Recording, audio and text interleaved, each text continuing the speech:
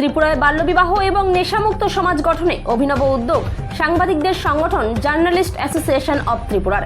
বৃহস্পতিবার ত্রিপুরা সাংবাদিকদের সংগঠন journalist association of Tripura Unakoti জেলা কমিটির উদ্যোগে ইরানি উচ্চ মাধ্যমিক বিদ্যালয়ে বাল্যবিবাহ ও নেশা সেবনের বিরুদ্ধে সচেতনতা কর্মসূচি অনুষ্ঠিত হয়। অনুষ্ঠানে প্রধান আলোচকরা ছাত্রছাত্রীদের উদ্দেশ্যে বাল্যবিবাহের ক্ষতিকর দিক, আইনি ব্যবস্থা এবং নেশার কুফল সম্পর্কে গুরুত্বপূর্ণ বক্তব্য প্রদান করেন। তারা জানান, বাল্যবিবাহ শুধু শিক্ষার পথে বাধা নয়, বরং এটি সমাজের জন্য মারাত্মক সমস্যা।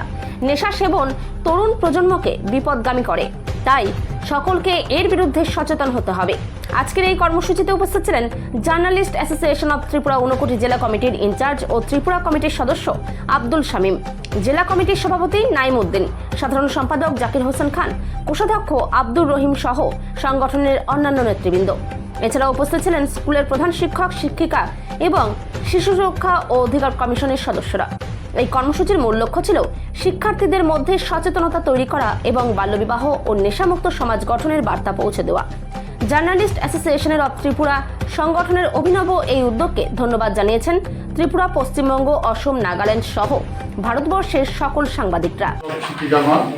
এবং উপস্থিত আগত অতিথিবৃন্দ এবং আজকে উদ্যোক্তা journalist association of Tripura Unakoti জেলা কমিটি, সকলকে আমার আন্তরিক শুভেচ্ছা। এই আজকের এই অনুষ্ঠান অ্যাকচুয়ালি এটা একটা বড় প্রশংসনীয় অনুষ্ঠান। এই অনুষ্ঠানে এখানে করার জন্য একান্তভাবে আমি আমাদের এই journalist association of Tripura Unakoti জেলা কমিটিকে ধন্যবাদ জানাই।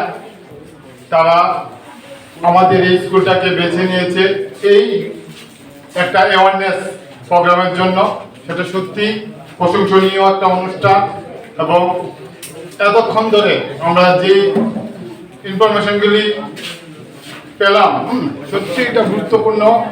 আমরা জানি আর্লি ম্যারেজ একটা বড় সমস্যা, বাল্যবিবাহ, অল্প বয়সে যে বিবাহটা হয় এটা একটা সমাজের সমস্যা। এটা শুধু একটা পরিবারের সমস্যা নয়, একটা পরিবারের বাচ্চার জীবন ক্ষতি হলো, এটা একটা পরিবারের সমস্যা নয় বা একটা ব্যক্তির সমস্যা নয়, এটা পুরো সমাজেরই সমস্যা এবং পুরো দেশের সমস্যা।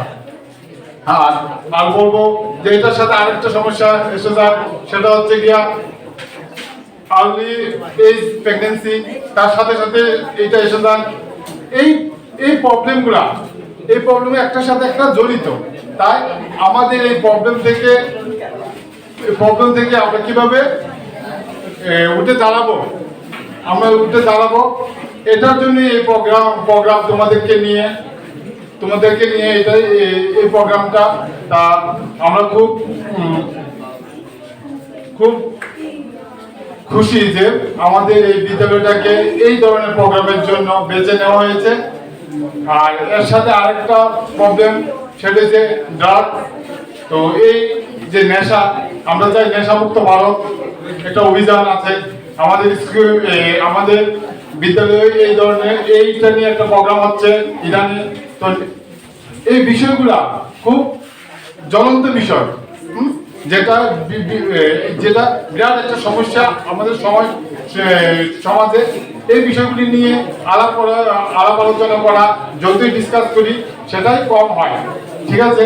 এবং তোমরা হয়তো বোরিং হয়ে যাচ্ছ, এর আগে অনেকে বক্তৃতা দিয়েছে, তোমরা শুনতে বোরিং হয়ে যাচ্ছ, তাই আমি আর সময় নেব না।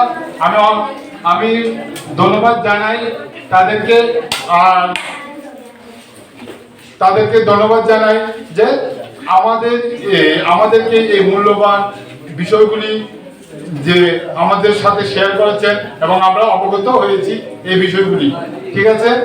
এই বলে আমার বক্তব্য শেষ করতে চাই। আর আমার এই বক্তব্যের সাথে এই অনুষ্ঠানটি আজকের মতো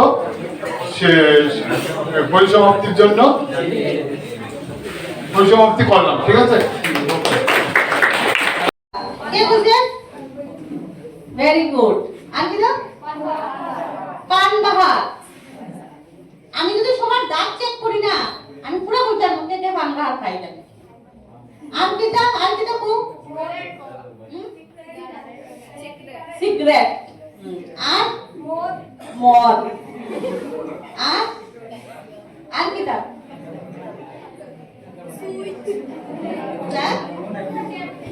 তার মানে আমরা সবাই জানি কিটা কিটা খারাপ।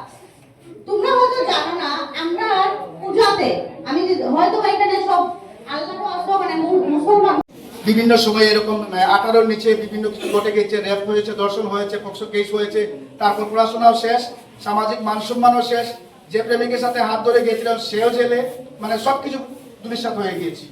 এই ব্যাপারে যদি আমরা একটু সচেতন না হই তাহলে বাল্যবিবাহ এরকম আমরা অ্যাওয়ারনেস করে রোধ করতে পারবো না, মেয়েদের উপর অত্যাচার আমরা রোধ করতে পারবো না। আমাদেরকে সচেতন হতে হবে। এখানে স্যাররা বলেছেন, আমি কিছু বলছি, এই বললাম, বাইরে বেরিয়ে শেষ হয়ে গেল। প্রত্যেকে এখানে যারা আছো আমি মনে করি সবাই খুবই ভালো এবং সবাই মনোযোগ দিয়ে আমাদের কথাগুলো মনে রাখবে এবং চলার পথে পাথেয় করবে। কিন্তু আমি যদি তোমরা জায়গায় বসে থাকতাম, আমি এই ক্লাস থেকে বের হয়ে বলতাম শেষ সব কিছু, এরকম অনেকেই আছে।